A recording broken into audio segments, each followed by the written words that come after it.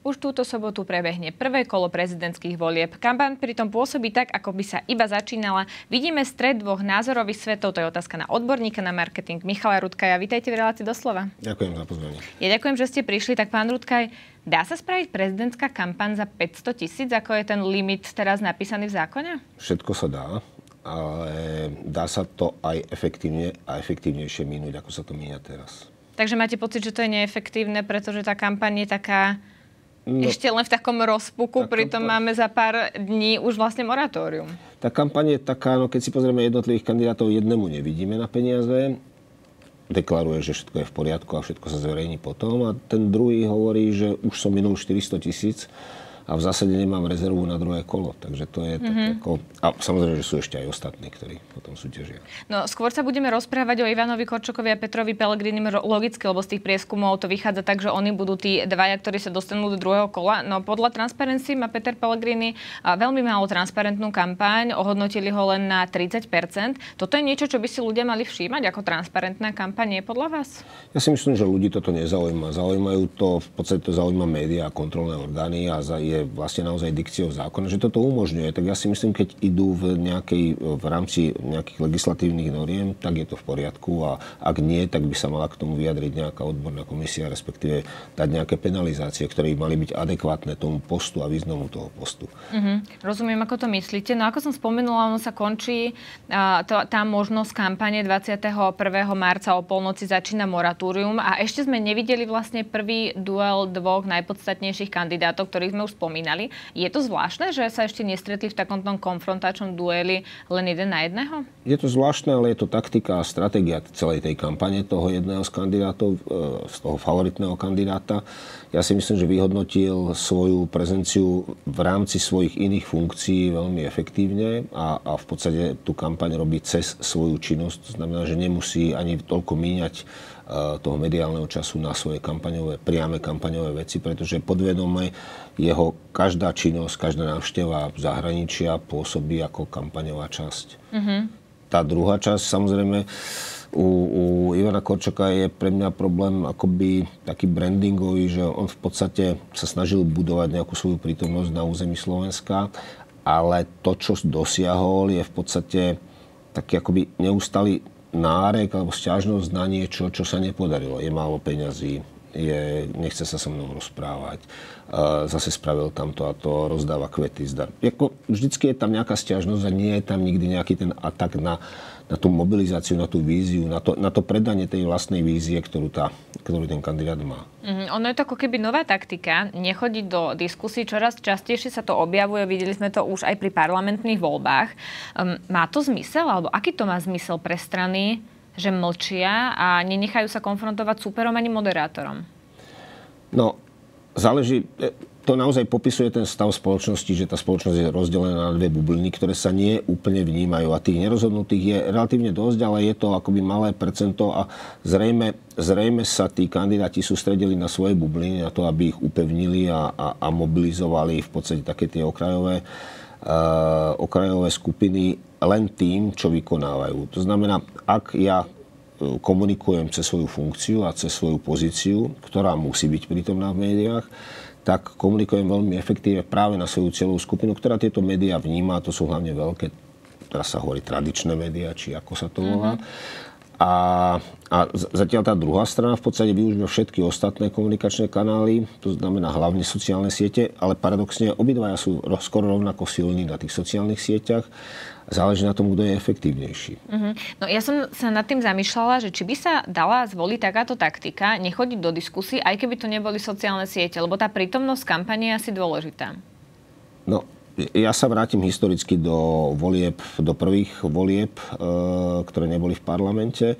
Prezidentských volieb, ktoré neboli v parlamente, to bola voľba Rudolfa Schustera, Magdy Vašariovej a Vladimíra Mečiara, kedy sa tiež použila tá vyhybacia taktika, kedy sme stiahli Rudolfa Schustera z priamych dialogov, dvojdialogov s Mečiarom, ale zároveň sme ho využili v debatách, ktoré boli také ako trojdialógy, kde sa obidvaja tí kandidáti dokázali tak zladiť, že v podstate úplne eliminovali tretiu protikandidátku. Takže tie stratégie sú rôzne a tá vyhybacia taktika je v zásade dobrá. Vy ste mu vtedy robili kampaň?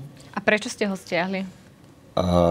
keď si porovnáte tie verbálne schopnosti a tie žraločie schopnosti Vladimíra Mečiara a vlastne proti nemu jedného upracovaného, kultivovaného nemeckého funkcionára, tak sa dostanete vlastne do nepomeru, že to neviete zvládnuť, že ten boj by ste museli prehrať.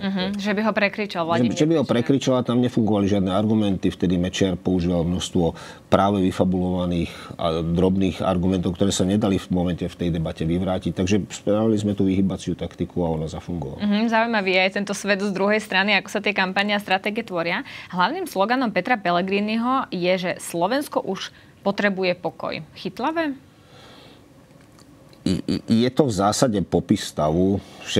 To nám všetkým vadí, že to, čo sa deje dnes, tá polarizovaná spoločnosť, a zrejme je to otestované a zrejme to funguje práve na tú cieľovú skupinu, ktorá je taká akoby, ktorá potrebuje tie kľudné hladiny, ktorá nepotrebuje žiadnu rozbúrenú hladinu, potrebuje niekoho, kto ma pohľadká, pofúka, kto mi pomôže a tam to funguje.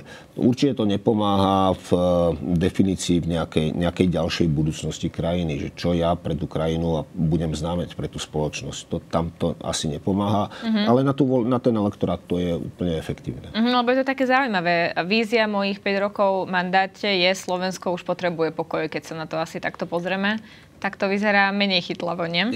Ale ľudia to nerozoberajú. Ľudia hovoria, bude mať pokoj, bude mať kľud, bude mať zabezpečenú rodinu, bude mať plný hrniec. To je v podstate akoby ten základný odkaz toho a ten take-out je veľmi jednoznačný. Tá cieľová skupina chce viac práce, viac peňazí, viac kľudu a nechce ani lepšie zdravotníctvo, ani lepšie vzdelávanie, lebo sa ich to práve v ten moment netýka. Chcú to až vtedy, keď to potrebujú. Ešte mám k tomuto jednu otázku. Či je toto dobrý slogan aj z toho dôvodu, aké časy žijeme? Myslím to, že bolo niekoľko protestov, ktoré organizovala opozícia. Boli predložené zákony, ktorými viacerí ľudia nesúhlasia, spisovali sa rôzne petície. Naozaj vidíme, že tá spoločnosť sa ako keby zaujíma o to verejné dianie a je tu naozaj polarizácia a rozdelené dva svety. Tak keď sa na to pozrite takto, tak v tejto spoločenskej nálade má ten slogan zmysel? No, ja by som nehovoril iba o slogane, ja by som skôr hovoril o zodpovednosti. Títo kandidáti vlastne dnes narábajú s mocou a všetci kandidáti by mali vlastne vedieť, kam kráčajú, čo bude ich ďalší krok. A ja pevne verím teda, že obidvaja vedia, čo bude ich ďalší krok a ako tú moc prevezmú, pretože také neuvážené kroky alebo len také výstrely naslepo by mohli v podstate znamenať, že tá krajina bude vedená do nejakého zbytočného konfliktu, ktorý tá krajina nepotrebuje. A v každom prípade si myslím, že obidvaja kandidáti by mali viac deklarovať víziu krajiny, oveľa presnejšie. Nemali by hovoriť, druhý kandidát hovorí zjavne iba o sebe, to sú akoby jeho osobné statusy, že ja som taký striktný a ja som taký rozhodný, ale nehovorí o tom, čo spravím s tou krajinou. Napriek tomu, že si myslím, že obidvaja to majú v hlave veľmi usporiadané, čo s tou krajinou chcú spraviť. Ja sa budem samozrejme pýtať aj na Ivana Korčoka, ale ostaňme ešte pri Petrovi Pellegrinimu, nech to nerozdeľujeme. On teda kampaňuje z pozície predsedu Národnej rady a vidieť to aj na tom, na akých podujatiach sa ukazuje. Napríklad MDŽ v Bardejove, kde rozdával kvety, ktoré teda, ako vieme, boli platené mestom Bardejovo, nie jeho kampaňovým tímom, alebo napríklad MDŽ jednoty dôchodcov, kde rovnako boli rozdávané predmety kampaňové Petra Pellegriniho, aj keď tvrdili, že to nebolo súčasťou kampane. Je toto niečo, čo si ten kandidát by mal radšej odpustiť, keď vieme, že podľa zákona nie je možné financovanie z tretích strán? No, zase to treba oddeliť, lebo určite tie predmety, ktoré si nesie so sebou, asi má zarátané v nejakom svojom budžete, ktorý má na transparentnom účte.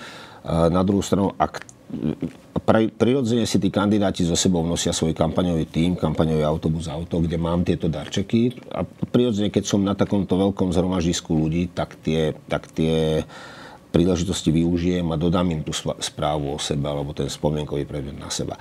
To, že sa kupovali nejaké parafiaty alebo neviem, čo to bolo, tak je tomu sa asi nedá vyhnúť takémuto stretu a je to v podstate niečo, čo by som povedal, že asi si to neobjednali, že kúpte do Bardejova, nezavolali, kúpte karafiaty, aby ja ich rozdám.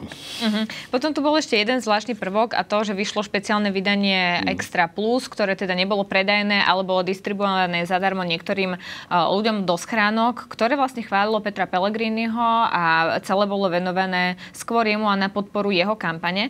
Pozerajú sa ľudia na to, že to nie sú noviny, časopis, ale že to je v podstate kampaňový leták? Môže toto uškodiť kandidátovi, keď sa to tvári, že to je vlastne bežný časopis? No, ak by som chcel urobiť niekomu zle, tak samozrejme môžem vydať noviny, tváriť sa v jeho mene a spraviť nejaký deepfake, ktorý bude tvrdiť o niečom inom. Ale ja som to nevidel, teda u nás sa to nedistribuovalo.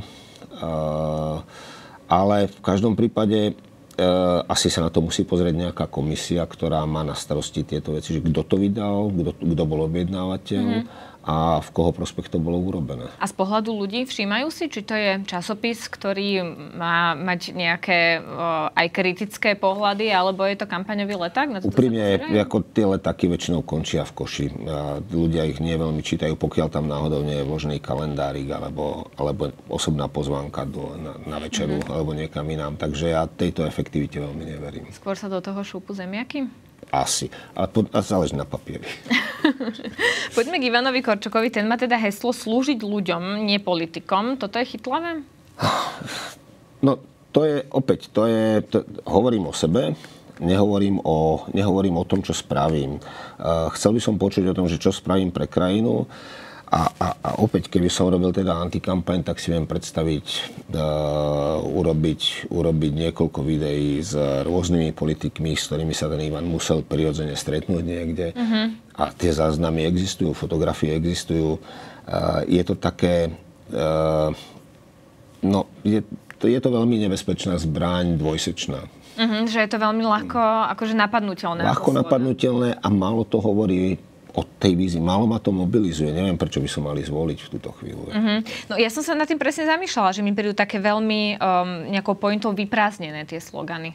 Je to ťažké do 4 viet dať nejaké veľké posolstvo, aby som ľudí mobilizoval, že majú ísť voliť? No to sú miliónové zákazky. Keď toto vymyslíte, tak je to miliónový klient, ktorému keď spravíte Just Do It, tak je to fantastické, čo predáva 20 rokov.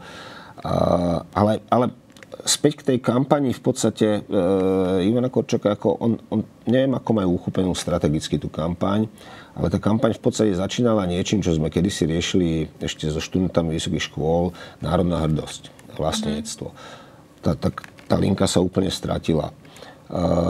Potom prišiel nešťastný spot, myslím si, že veľmi nešťastný spot s podržtaškom, ktorý opäť zase môže byť dvojsečný, lebo keď tam reinterpretujem niektoré veci, tak sa môže byť vzťahovaný vlastne na ktorúkoľvek stranu. Potom príde mikrokampaň virálna s okuliármi, ktorá ale je naozaj tak mikro, že ju vlastne zachytia len nejakí ľudia, nejaká bublina, nejaká cieľová skupina. Pritom by sa dala naozaj efektívne rozohrať a využiť a zapojiť do toho, ja neviem, keď sa zoberiem reťaz optik, ktorá by ponúkala nejaké produkty, ktoré by sa na toto hodili. A teraz je to v podstate naozaj taká akoby séria neustálých sťažností. Takže z tohto sa nedá spraviť veľmi dobrá esencia, že čo ten kandidát vlastne chce. Čo chce pre tú krajinu, ako chce urobiť tej krajine dobro. Ja verím, že obidvaja chcú urobiť dobro pre krajinu, ale každý asi nejako inak a ja to potrebujem vedieť a neviem to. Keď som sa pozerala na to, čo sa hovorí o Ivanovi Korčokovi, tak často sa spomína to právo veta, ktoré by teda on nemal problém, keby Slovensko stratilo pri zahraničnej politike. Alebo sa spomína stále kauza EUKA. To je tiež asi vec, ktorá mohla byť vyriešená na začiatku kampane. Tak je to jeho nejaká komunikačná neobratnosť, že sa tu rozprávame o práve veta a on potom opravuje, že to tak vlastne nemyslel. A potom je tu kauza EUKA, čo je v podstate stará kauza, ktorú mohol vyriešiť na začiatku kampane, keby sa postavil na tlačovku, vysvetľoval, odpovedal na otázky, nie? Späť ku kampanii Ivana Gašparoviča, prvej kampanii. Na prvej tlačovej konferencii sa posadil a povedal, že sa ospravedlňuje, neviem úplne presne ten wording, ospravedlnil sa za starého uja, ktorého použil v parlamente a že to vtedy tak nemyslel a nasypal si popol na hlavu. Odtedy sa na to nikto nespýtal, pretože vedel, že mám tento zárez a určite s ním bude narábať.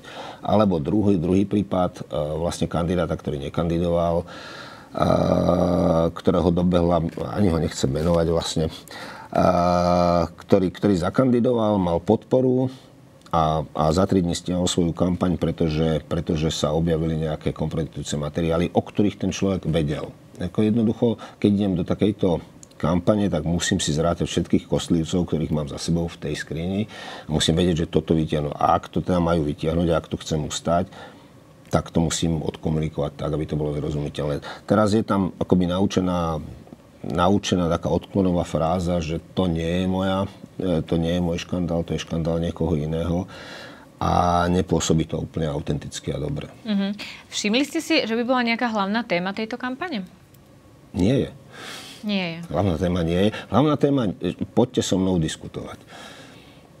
Protikandidát so mnou nediskutuje. Ja počujem len to, v zásade počujem len Teraz to. som sa pýtala všeobecne na všetky kampane, ktoré robia aj ostatní kandidáti na prezidenta, teda napríklad aj Peter Pellegrini, tak o čom sa vlastne diskutuje? Ešte o ničom a všetko to príde až po prvom kole? Ja si myslím, že tu je aj trochu chyba médií, že médiá vlastne prirýchlo ustanovili dvoch významných favoritov týchto volieb. Nehovorím o prieskumných agentúrach, ale že zrazu akoby z toho púlu tých 11 kandidátov nedali tomu národu možnosť lepšie si vybrať, alebo mať viac možností. Vždycky, keď prídete do Zelovcu, tak si pozrite viac ako 2 jablká, skúsite možno, či to tretie nie je lepšie.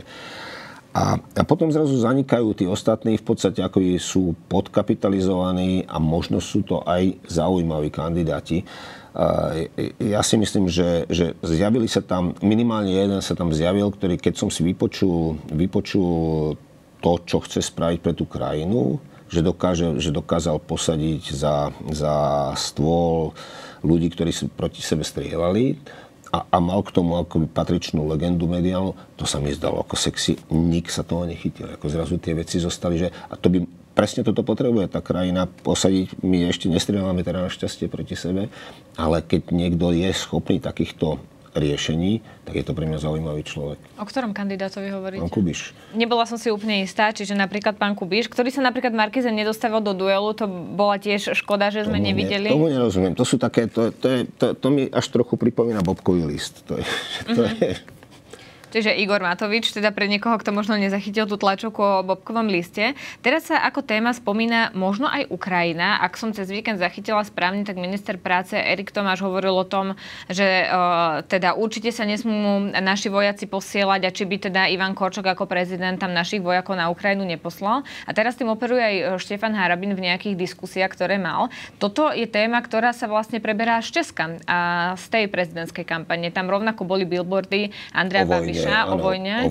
Tak je možné, že toto bude téma toho druhého kola? Kto pošle našich vojakov na Ukrajinu? To ešte uvidíme. Ivan Korčok sľubuje nejakú atomovku.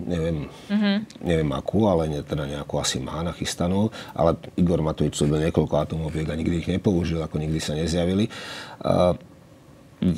Tá Ukrajina je zaujímavá téma a ten strach z vojny môže veľmi fungovať. To ma napadá vlastne ešte kampaň 4. kandidáta, ktorého sme nespomínali, to je doktor Harabin, ktorý má, vlastne videl som len časť tej komunikácie, ale má spot, ktorý je o masnom chlebe a cibuli. A teda nielen o tom, ale to je pre mňa akoby základné posolstvo, ale ja si myslím, že to je presne pre tú krajinu, ktorá sa nechce zobudiť, ktorá je taká, akože nám je dobre, nám je tu za tým rohom veľmi dobre, je úplne ideálna a naozaj je nasmerovaná. Našťastie ako nie je tak viditeľná a našťastie teda pán Harabin nepôsobí tak pokojne pri iných vystúpeniach, ako pôsobí v tom spote. Ešte by ma zaujímalo, ako ľudia vnímajú kandidátov z pohľadu politických strán, lebo často zaznieva otázka, či toto bude aj také referendum o vláde a opozícii, tak vnímajú to tak, že jeden je proste koaličný a jeden je proste opozičný, aj v súvislosti s tým, že napríklad dnes na tlačovej konferencii Andrej Danko, podpredseda parlamentu, súčasť koalície, stál na tlačovke so Štefanom Harabinom, vyjadril mu podporu a vzdal sa teda kandidatúry. No, v zásade to vnímajú, ako dva tábory existujú, tí ľudia to vnímajú, toto je môj tábor, to je tábor konkurencie. To, čo tí kandidáti, alebo tí ľudia v podstate im doručujú, je v podstate, my vám zabezpečíme to, čo sme vám slúbili v tých parlamentných voľbách, to je taký akoby základná správa. A to, že nie je dohodnutý pán Danko so zvyškom koalície, ono tam vidíte aj, že v podstate tá podpora akoby všetkých strán nie je úplne taká zrejmá. Jasné, že povedal premiér, že podporuje Petra Pellegriniho v tejto funkcii, ale tá činnosť, ten výkon nie je taký ako mohutný, ako by najväčšia, najsilnejšia vládnúca strana mohla robiť. Tam si myslím, že oni majú rezervy ešte. A to, čo je druhé, že ten Andrej Danko v podstate správa akoby hrá na seba. Určite je to je taký syndrom v podstate urazeného najmenšieho aktéra v tej spoločnosti, ktorý si hrá svoju hru a má na to plné právo hrať tú hru a vidí, ako efektívnejšie to spojenie s týmito silami národno, neviem, aké sú to sily.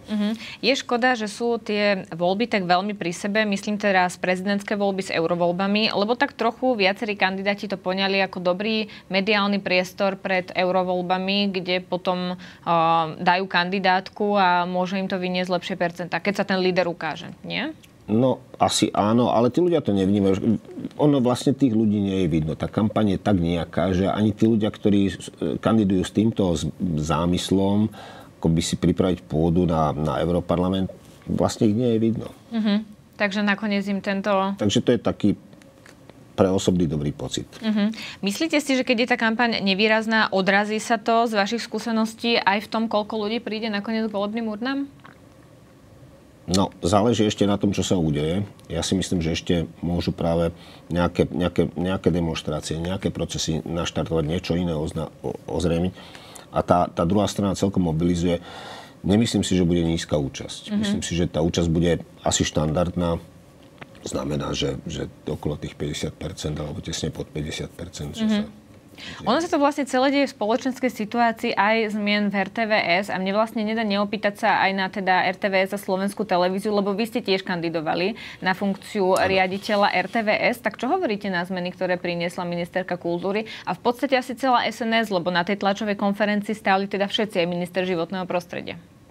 Nie úplne rozumiem dvom veciam. To je timing toho celého, pretože ak by som chcel robiť kandidátovi z našej stajne zle, tak by som v podstate išiel s týmito zmenami v túto chvíľu. Ten timing je taký, ako by som povedal, nie je úplne vhodný pre prezidentského kandidáta Petra Pellegriniho, ale asi mu to neublíži. A tie zmeny sú zase... Tam je niekoľko formátov. Teraz základný, že sa zmení názov a zmení sa inštitúcia. Ono to v podstate je len humorné, že bude volať tak alebo onak tá televízia. Aj keď nie je úplne šťastné pre Slovenskú národnú stranu, že pomenuje televíziu Star. To nie je úplne šťastné a asi by sa dalo nájsť lepší názov. Čo sa týka voľby riaditeľa, keďže som sa aj sám zúčastnil, tak viem, že je výrazne politická, či v parlamente, alebo v nejakej rade a nič sa na tom nezmení. Skôr je potom problém to, kto je zvolený a či ten zvolený, zase vždy politický kandidát, dokáže riadiť tú inštitúciu a dokáže ju riadiť dobre. Ja si myslím, že boli v minulosti riaditeľia, ktorí ju dokázali riadiť veľmi dobre a boli riaditeľia, ktorí v podstate zlyhali alebo zlyhávajú. No a čo sa týka tých akoby možných cenzorských zásahov, dnes existuje v podstate rada, ktorá rovnako konfrontuje riaditeľa alebo teda riadiacu štruktúru televízie s tým, čo sa vysiela, ako sa vysiela, ak sú tam nedostatky, tak v podstate zasahuje tá rada. Takže v podstate je to akoby také nejaké zbytočné zdôraznenie zase nejakej ďalšej funkcionality, ďalšej rady. No, ono to má ako keby veľa rovín, to, čo ste spomínali, ale nedá mi neopýtať sa napríklad na súčasného riaditeľa. Keď ste hovorili, že niektorí teda vo funkcii boli kvalitnejší, niektorí menej, tak ako hodnotíte jeho mesiace? Ja si myslím, že je veľmi nevýrazný riaditeľ, že naozaj dvaja predchádzajúci riaditeľia podávali v podstate možno kontraverznejší, ale riadiaci výkon. Tu ako by mi chýbal ten volant v rukách a že tá inštitúcia ide nejakým samospádom a toto celé tie zmeny sú zrejme vyvolané aj tým. Vy ste podpísali tú petíciu občiansku? Ani sa ku mne nedostala, ani som ju nevyhľadával a bol som trošku v dezilúzii, musím povedať. Keď som videl nejaké také akoby materiály znútra televízie, ktoré prišli a ktoré boli kopie materiálov z roku 2000 Kavčích hor, kedy boli také ako tie vtipné veci boli len transformované úplne jednak jednej z toho, čo sa stalo pred 24 rokmi cez Vianoce v Prahe. A aj tie materiály, aj celý ten cyklus je pre mňa akoby veľmi, veľmi podobný a nemyslím si, že tie procesy boli úplne korektné ani vtedy tam a ani u nás. Je to viac menej, by som povedal, hra o moc a hra o politické pozície. Ale aj z jednej, aj z druhej strany. Čiže preto ste nechceli podpísať petíciu. Takže do toho sa ja nemiešam. Ešte mám k tomu jednu otázku, keď ste spomenuli ten názov Star. Ono aj rebranding nejakej značky stojí asi dosť peňazí. RTVS to zažila, keď sa spájali v roku 2010 so Slovenským rozhlasom Slovenská televízia a museli vytvoriť vlastne všetko to okolo RTVS, tak asi aj toto prehodenie na Star bude znamenať veľký zásah do rozpočtu RTVS, teda po novom možno Star a teda aj do rozpočtu štátu. Každý rebranding niečo stojí a ako paradoxne to je tá najmenej dôležitá položka. Ja si myslím, že naozaj každá inštitúcia sa môže volať aj Jožo, aj Fero, to je úplne jedno. A pokiaľ je dobrá, tak ma to nezaujíma, ako sa volá. A človek si zvykli sme si na televízia Markíza a bola to úplná blbosť vlastne, ktorá ten taký názov nemal vzniknúť. A proti všetkým testingom sa overil a uchytil. Každý iný by sa uchytil, aj Star sa uchytí. Skôr je problém ten, že akoby mi chýba v tom taká lepšia taktika v tej zmene. Idem robiť zmenu a zrejme nie som spokojný s riadením inštitúcie. Tak by som mal skúsiť vybalansovať, dosiahnuť to, čo chcem prostriedkami, tak aby som nepolarizoval viac národ. A nie je to celé o tom, že verejnoprávnosť nie je to, čo je snahou na konci? Keď Andrej Danko otvorene hovorí o štátnej televízii.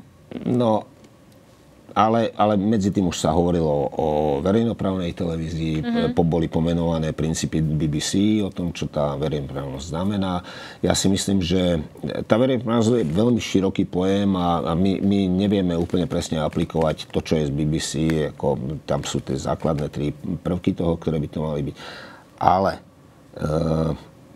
ja si myslím, že im ide len o to, akoby získať istý impact na tú televíziu a spraviť ten manažment efektívnejší. A ak by bol ten manažment riadený efektívnejšie, tak by mohla tá televízia byť pozerateľnejšia. Ja neviem, či pozeráte, alebo či vnímate niečo v tej televízii. Pre mňa je to veľmi problém, ale nie len táto televízia, všetky ostatné televízie, v zásade je to komodity. Z našich súčasných televíznych vysielateľov sa stali komodity a oveľa lepšie vysielanie robíte napríklad vy, pretože viem, keď si vás zapnem, že čo budem vidieť. Takto viem, že budem vidieť to isté, čo vidím na ďalších 3 televíziách. To spravodajstvo je naozaj úplne rovnaké. A program je úplne rovnaký. Tie televízie majú istý schizofrenický prvok, to znamená, že spravodajstva sú iné, ako je hlavný program, ktoré vysielate.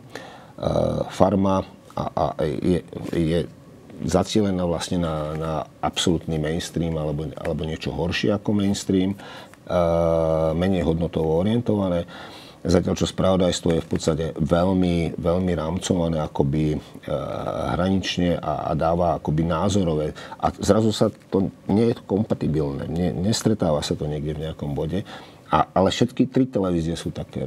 Takže máte pocit, že aj RTVS má nevyvážené spravodajstvo? RTVS má spravodajstvo také, ako má. To neviem, ja to neviem hodnotiť, pretože ho nevnímam, to spravodajstvo. Ale viem, že má inú cieľovú skupinu na hlavné programy a inú cieľovú skupinu oslovuje svojím spravodajstvom. A cieľová skupina RTVS by predsa mal byť každá skupina. Ale taká cieľová skupina neexistuje. Tak to my v reklame, ja nemôžem predávať... Ale to je úloha RTVS, nie? Nie je to úloha RTVS. Má vysielať pre každú vekovú skupinu, bez rozdielu na národnosť, pohlavie, vierovyznanie. To je definícia verejnoprávnosti, ale to, čo to je naozaj ad absurdum, tam sa nedá v podstate ísť. Ona má pokrývať informačne v podstate všetky závažné udalosti, keď sme teda pri spravodajstve, ktoré sa v tej krajine alebo vo svete udejú. Toto by, a nemala by vlastne tie fakty akoby transformovať názorovo, by som to nazval. No, uvidíme, ako celá tá situácia dopadne. Možno, že sa nejaké veci ešte v zákone budú meniť. Vidíme, že aj v koalícii sa ozývajú hlasy po tom, že by sa tam niečo malo meniť, tak to budeme sledovať. Vám ďakujem veľmi pekne. Ďakujem. To bol odborník na marketing Michal Rutkaj. Dovidenia, ďakujem.